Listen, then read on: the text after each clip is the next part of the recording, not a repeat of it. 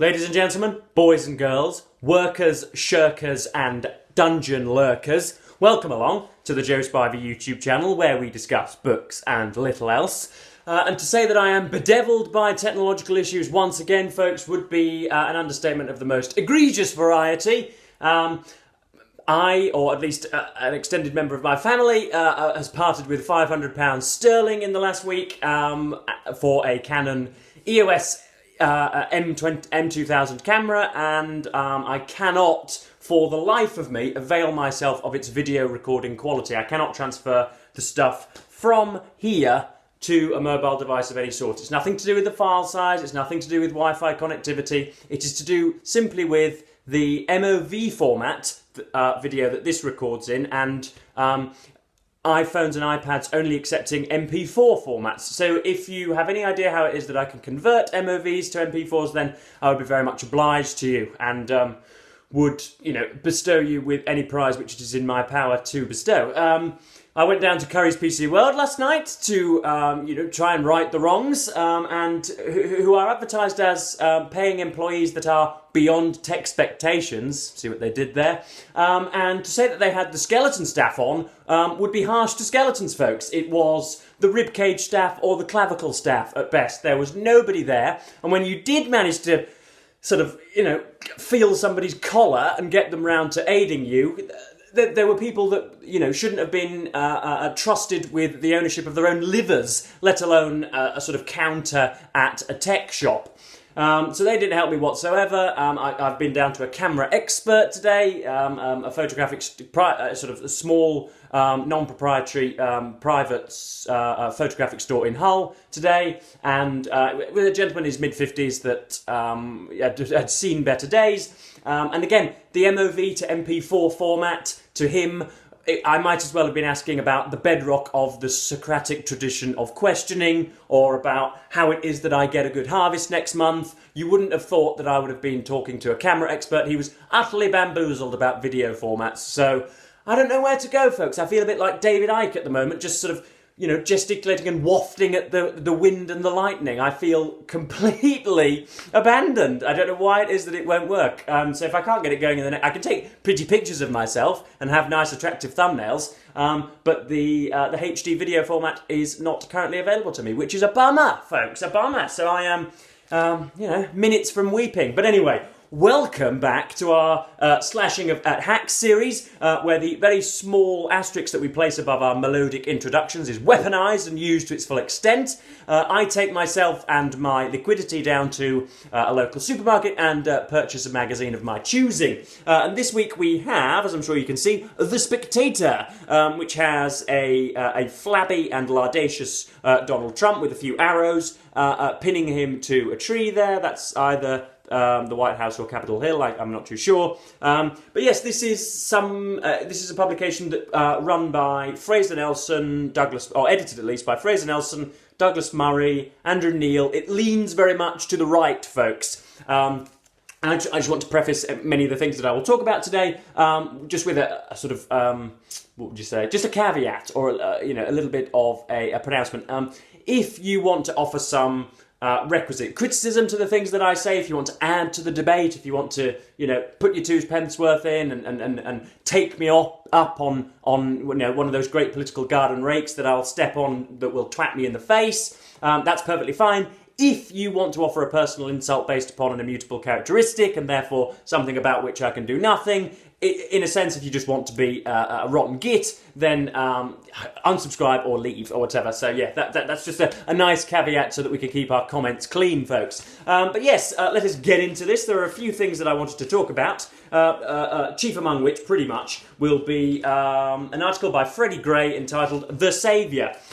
Prepare for Trump's Second Coming is the title there. And of course that's playing on Christian eschatology and about a sainted angel from the higher ups coming down and helping us. And unfortunately, Freddie Gray doesn't entirely disassociate himself from that argument. I'm well aware that some writers, it's very often not of the writers choosing the title that they have on there, and so I'm probably, I should be taking that into account. But He never disassociates himself from the idea that Trump is Jesus, Holy Christ, come to save us. So he talks about, he's winning the Iowa caucus recently. The biggest imponderable of 2024 is not who can stop Trump, but what might happen in his various trials. It's so complicated that even the most ardent Trump lovers and loathers struggle to keep up. In New York, there's the civil defamation suit, the family business pyramid scheme trial, and the criminal hush money tax fraud case. In Georgia, there are the 13 criminal counts against him and 18 other defendants over attempts to undo the 2020 election result. And then there are the blockbuster federal indictments, the hoarding classified documents in Florida case, and the alleged attempt to defraud the United States in the build-up to the 6th of January. If Trump is found guilty or even sent to prison on any of the 91 criminal counts he faces, would that scupper his hopes of returning to the White House? The answer, of course, is no. Will people become so sick of the legalistic back and forth in coming months that they choose to elect Joe Biden again just to put an end to it? And that is almost certainly not going to happen. And then there's a little paragraph that I want to take Mr. Gray up on, or you guys on as well. It's not all about the trials, though. As DeSantis and Haley are finding out, Trump has co-opted the Republican Party's campaign apparatus. Ambitious Republican politicians must support Trump or face electoral oblivion. His madcap MAGA movement has solidified into an awesome political machine. Now, I ponder this not on a daily basis, but every now and then I do wonder how it is that a sort of albeit hateful and probably wrong-headed Republican Party for many, many decades prior to Trump's ascendancy, why it was that they gave themselves over to somebody whose assassination would be to the benefit of everybody. Why and how has such a incoherent, wrong-headed, selfish, fascistic fool been allowed to take ownership of an entire political body, seemingly unopposed? How is it that has happened? The politicians might be sort of admittedly risible and petty right-wingers or whatever, but how is it that they have let somebody who is fundamentally apolitical, he's neither left-wing or right-wing, why is it that they've let him commandeer their supposedly much loved party? I don't get it, folks. I really don't get it. So we're going to talk about one of the subsequent paragraph runs. It is simplistic to think, as Biden does, that America can be divided into paranoid Trumpist zealots and everybody else. It can be divided. America can be divided into paranoid Trumpist zealots and everybody else. It can be, and is. The reality is far weirder. The Church of Trump is broad, and you don't have to be a true believer to join. Yes, you do. Most Republican-leaning voters do not believe Trump is heaven-sent, of course. Yes, they do. They do think, however, that the hatred he inspires among their enemies is proof of his unworldly virtue, and they find it sinister that, in 2024, the biggest obstacles to his process are not democratic but legal. Or, as Trump likes to say, they're not after me, they're after you, and I just happen to be in their way. Now, I'm a very interesting test case, folks, for Mr. Donald Trump, because I was not a voter of, obviously that's way beyond my jurisdiction. I'm not an American. I could never have put a tick or cross in a box after his name, but I was a sympathiser. I was a little bit of a sort of a bedfellow. In other words, I didn't find his election thoroughly rebarbative as I would do in 2024. I have had a little bit of an edification. I've had an awakening, and I had. But this is to say that even though I would happily have seen Trump go into the I did happily see Trump go into the White House in 2016. It wasn't because I was some gun-toting sewer rat that couldn't decide between right and wrong. But this is what James O'Brien talks about on his LBC radio show in Great Britain all the time. It's that populist leaders do not rely on their own excellent, axiomatically brilliant pronouncements. It's nothing they put forward or propose or profess that their followers love. It's the way in which they anger the people they themselves hate. So the reason that Trump is popular is not because of his, political verisimilitude in the eyes of his followers. It's because he rankles the Democrats. It's because the reason Farage and Boris Johnson were popular was not because they were going to be harbingers or portents of political utopia. It is because they angered the liberal elites who were just at worst just rather benign and banal. That is why populism works. It's not because of the things that you say, it's the people that you anger. The enemies that you anger, and that is why Mr. Trump is popular, and that is why I used to like him when I was an impressionable young git, as some would argue. I still remain. But anyway, next up is Rod Liddle. This is whistleblowing in the wind, and this is about the postal scandal that is still raging on here in Britain. I know there's a sort of modern neologism, something surrounding, sort of like sympathy fatigue, where no matter how abhorrent and horrid a storyline is, if it's on the news, if it's frontline news for a week, on day 6 and day 7, already the most benevolent and well-meaning citizen is going to start to tire of it. But anyway, yes, this is about that, and this is about whistleblowers in big institutions. Liddle goes on to say, the process is almost always as follows. Someone is talking about the BBC, the publicly funded news and television channels institution. The process is almost always as follows. Someone in the BBC does something naughty or wicked, and when a member of the general public complains, the corporation airily wafts it away. Nothing to be seen here.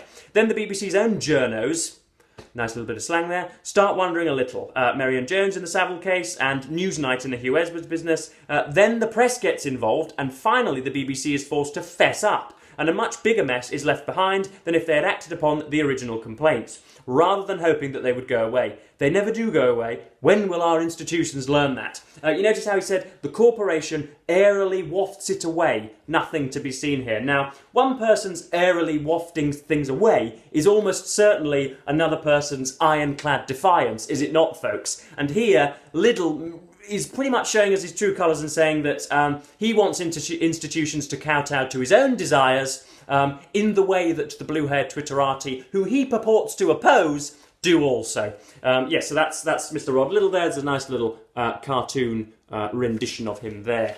Next up we have very many things I've highlighted here, and I've already droned on for 12 minutes, so almost all of them aren't going to get in. Next up is Booksmart. This is by Alison Kirving, in praise of self-publishing. Trying to publish a book used to be straightforward. You came up with an idea, spent months, if not years, writing it, then sent it off to an agent or publisher who rejected it by return. Life was simpler back then. We all knew where we were. That's you, Cronia, if ever I've heard it. Rejection wasn't necessarily based on the quality of the work. Literature is a subjective business. Now, I know that is going to crawl the skin and, sort of anger or upset the tranquility of one particular booktuber on here. Literature, of course, isn't a subjective business. We need to divorce the statement of I enjoyed this book with this book was objectively good. That which appeals to you and tickles your spine, as Nabokov would have had it, or as seems to have been made with you in mind, is a very, very different assertion to this book hit 5 or 6 of the objective bullet points by which we measure every single work that comes from a publishing house. Those two things are very, very different and need to be delineated against or torn apart.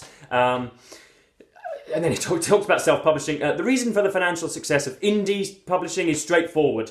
Through self-publishing, we earn 70% of the money a book makes, while traditional authors make around 10%. I publish exclusively with Amazon because it sells between 70 and 80% of all print books bought online and 90% of ebooks. By going exclusive, in air quotes, I'm given better terms than those who publish wide. So I'd just like to know how many of you got... I don't think I've ever bought an ebook in my life. I read things digitally when they're free or when they're downloadable as a PDF. But how many of you guys do go on Amazon? This is the article. There's no picture to dazzle you all with. How many of you do go onto Amazon and just buy an ebook for £5 from an author you've never heard of who's self-published? it would seem to be a little bit of a Wild West, or a little bit of milling between the weeds. So if you guys doing that, then please do let me know. But it was a weird thing to read about. Next up we have Douglas Murray, who is I think a sub-editor or co-editor of this place. There he is there, known for his increasingly vile and sort of, what would you say, indefensible justifications of Israel's levelling of Gaza. But anyway, this is what he's focusing on today. Why aren't the super rich braver? He's talking about how the super rich seem to be just as deferent to the unjustifiably malicious and pernicious demands of some of the woke mob, or some of the some of the Republican guys, some of the Trumpians, the Trumpistan, as Sam Harris would have it. But the left loathes an apostate, and they always had assumed Elon Musk was one of theirs. Perhaps he was, when he turned out to have woken up to many of the madnesses of the era and actually put his money where his mouth was by taking over one of the major social media platforms and adjusting some of the strange behind-the-scenes levers that had hidden right-of-centre voices on the platform. He suddenly became the devil. Fortunately, Musk is not easily intimidated, and at a live interview in front of many powerful investors in November, he actually said a version of my longed-for words. When asked what he had to say to advertisers threatening to boycott Twitter, now called X, because of crock allegations against the platform, he replied, "If somebody is going to try to blackmail me with advertising, blackmail me with money. Go F yourselves." And then, what is the point of being the world's richest man if you are not allowed to tell people where to go when they try to intimidate you? And this is the case with so many Western institutions, folks. Why is it that 100 undergraduates who presumably subsist on kebabs and Haribos and, mind-altering heroin and fentanyl, why is it that their ridiculous calls for equality of outcome, or for, I don't know, the transgressions of some sort of publication to be completely, completely slapped on the desk or whatever? Why is it that these multi-billion-dollar companies don't just say, no, just go away, just bugger off? Quite why it is that they feel to bend the knee to such ridiculous allegations is something that me and Mr. Murray agree on. Spring short breaks. This is a small, a little bit of a diversion. You can go to Seville otherwise on Sevilla, for £979 per person in the low season. You can go to Nice for £739 a person. You go to Sicily. You can go to Marrakesh. You can go to Mallorca or Verona. And that is the first advert for a holiday in Verona, folks, where Romeo and Juliet have not been invoked, which is lovely to see that people are eschewing cliches. We've got the US opioid epidemic, which has apparently come to Britain, according to Mary Wakefield. I'm trying to get through all of these so that nothing is goes unmentioned. The rise of relationship contracts. We've got the... this is Travellers in an Unknown Land. This is a book review of A Century of Labour by John Cruddas. And this is about Ramsay MacDonald and one of the first Labour governments. And of course, nowadays book reviews tend to run to about 3,000 or 4,000 words and manage, with all of that weaponry at their behest, not to critique the book that they are reviewing. Barely any of this book is reviewed. The only thing that they tend to do in these 2,000 or 3,000 words that they've got is rehash and do the job of the biographer. They give you the background later on when they're reviewing a book of a biography of Milton Friedman. They just tell you about his economic positions rather than the quality of the book and the information mining that the biographer has undertaken. This is A Century of Labour by John Cruddas and The Wild Men, the remarkable story of Britain's first Labour government, but it takes until the second page for him to use any value judgments, which is just utterly bizarre. And then finally we have another thing that I did want to bring up, which I'm going to have to thumb to the back of the magazine for. There's an 18th century caricaturist, and there's also a review of the new film Poor Things, I think it is called. It's got Emma Stone in there. There she is, and yes, it's a sort of a weird article, really. So this is the opening line. I've heard a few people say that, based on the trailer, Yorgos Lanthimos' latest film, Poor Things, looks too weird for their tastes. To be honest, the trailer made me think this gender-bending Frankenstein, as it's being sold, looked too weird for my tastes. But let's be brave. yada yada yada. And then the film is based on the novel by the late great Alistair Gray, or plundered from it, you could say, as Lathymos dispenses with its Scottishness and its multiple unreliable narrators. Set now in surreal Victorian London rather than Glasgow. This is where we meet our mad scientist, Dr. Godwin Baxter, who has a grotesquely fissured face and lives amidst a menagerie of the strange hybrid animals that he's Frankensteined. Here's a tip: if you ever want a pet which is the front end of a pug and the back end of a chicken, he's your man, yada yada yada. And then we've got a bit of a critique of, apparently this is essentially a grown woman that is that has the interiority of a child or an infant. Of course, you can see what that's getting at, folks. The idea that your interiority and your inner soul is different to your representation, your external representation, is obviously a hark back to something about which I will not go into. The men in Bella's life all want to own her in some ways. This is a critique of the film. Baxter wants her for a companion. So essentially, if you have a companion, folks, that means that you own them, according to, who's written this? Deborah Ross. Yeah, the men in Bella's life all want to own her in some way. Baxter wants her for a companion. That's not owning someone. You know, that fine husband that you've got by your side when you gather around the fireplace to watch your daily Joe Spivey video. Apparently you own them, folks. I'm not so sure. But yes, that pretty much covers when was this? This is the 13th of January edition of The Spectator. So this is, a new one is about due. But yes, again, if you can help me with my technological vicissitudes, then please do. But if not, I'm going to cap this video just over 21 minutes. So thanks ever so much for watching, BookTube, and goodbye.